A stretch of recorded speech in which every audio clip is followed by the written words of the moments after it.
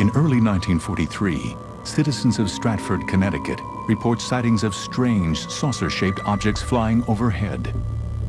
This flying saucer is America's first near-vertical takeoff aircraft and just might be the answer to the problem of providing ships at sea with fighter cover. Nicknamed the Flying Flapjack, it is the brainchild of a maverick genius, Charles H. Zimmermann. Charles Zimmermann typified the kind of engineer that we saw in the United States emerging and working in the field after the 1920s. America discovered that she was very far behind the European countries in the development of high-performance fighter aircraft. Charles Zimmermann was one of the people who led the drive to make up that deficit.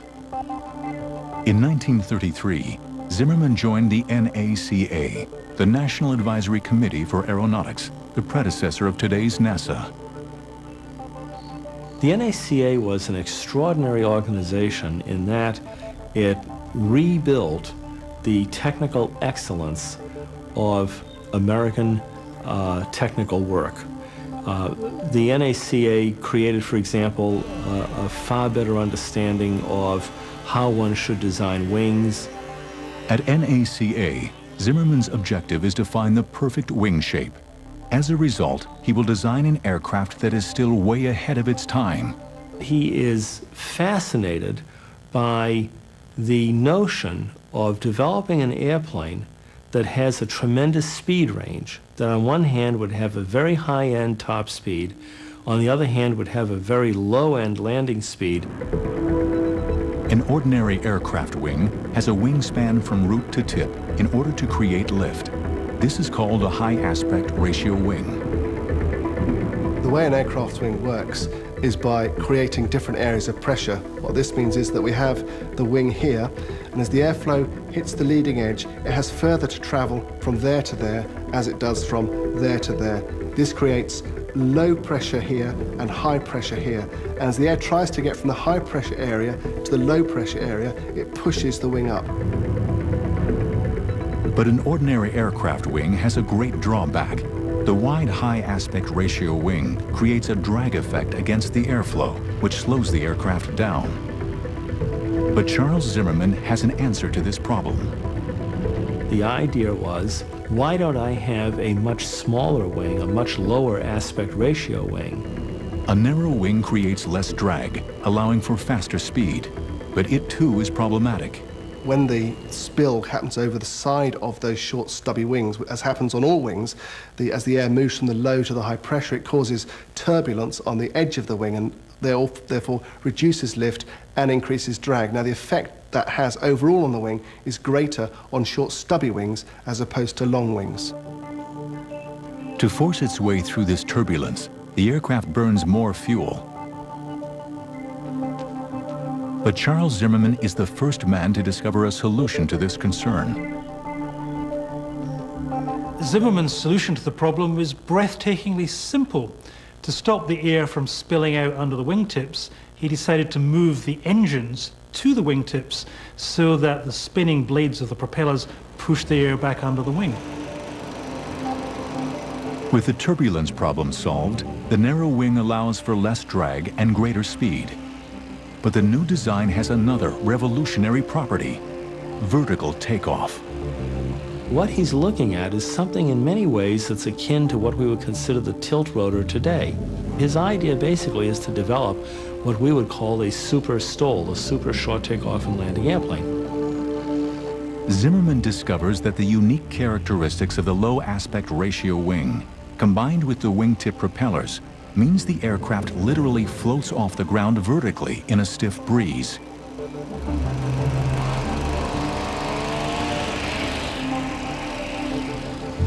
In 1939, as war clouds gather over Europe and the Pacific, the U.S. Navy orders a prototype fighter based on Zimmermann's revolutionary concept. It is called the V-173. It has a wingspan of only 23 feet, minuscule by today's standards. To save time on the test design, a fixed undercarriage is used. The tall legs set the aircraft at the best angle to ensure immediate takeoff. The cockpit extends under the aircraft, providing a more extensive view like a helicopter.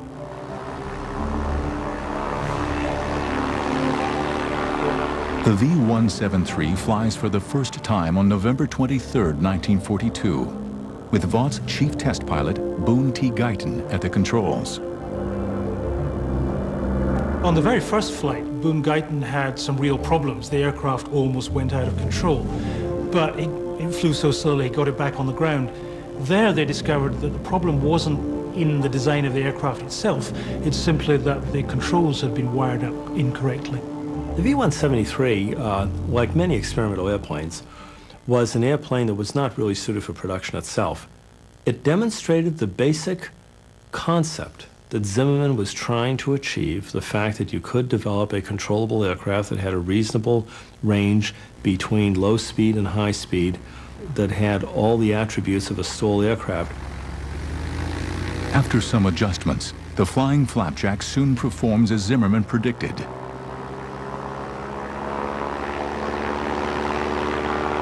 Facing into a 25-mile-per-hour wind, the V-173 literally takes off vertically. The V-173 was an aircraft that was a challenging machine to fly, but having accepted its limitations, the pilots who flew it were really quite astounded by the high degree of control effectiveness they did have over this configuration. There were occasional accidents during the test flight program. On one occasion, the fuel line of the 173 was blocked, and it came down on Lordship Beach in Connecticut, much to the surprise of the local sunbathers. But the plane flew so slowly, almost like a helicopter, that it came down gently on the sands and was undamaged. Meanwhile, in the Pacific, the United States faces the difficult task of capturing island bases and building airstrips. A vertical takeoff fighter could solve these problems. The U.S. Navy orders a full-scale fighter version of the Flapjack. This new fighter aircraft is designated the XF-5U. With a takeoff and landing speed of just 40 miles per hour, it can reach a top speed of 500 miles per hour, phenomenal for any fighter of its day. The speed and agility of the XF-5U could match any jet fighter in service. The XF-5U is powered by two powerful Pratt & Whitney twin Wasp engines. It is armed with 6 Browning machine guns and can hold 2 1,000-pound bombs.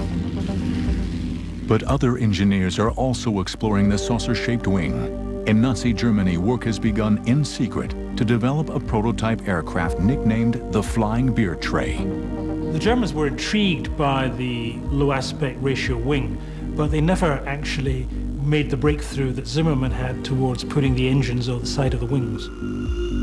The prototype fighter version of the Flapjack is finally rolled out of the factory on June 25, 1945. But things are quickly changing in the world of aeronautics. We were undergoing a radical paradigm shift in aeronautics, and that paradigm shift was from the era of the propeller-driven, piston-powered airplane to the era of the turbojet.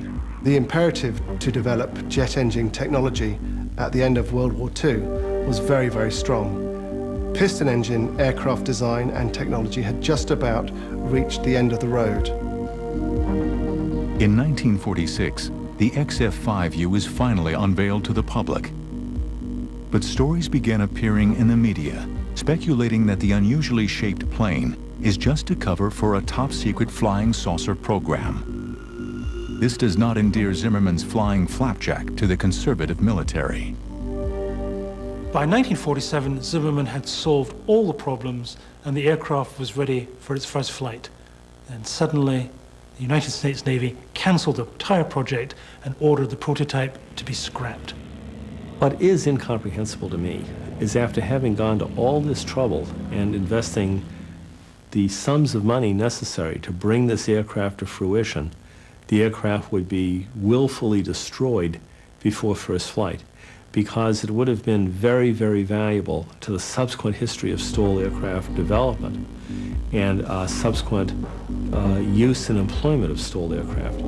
If we had the data from an aircraft such as the XF-5U-1 to place alongside the data from the V-173. Zimmermann's pursuit of a vertical takeoff fighter was not forgotten. But it was not until the 1970s that the U.S. military finally acquired this type of aircraft, Britain's Harrier jump jet.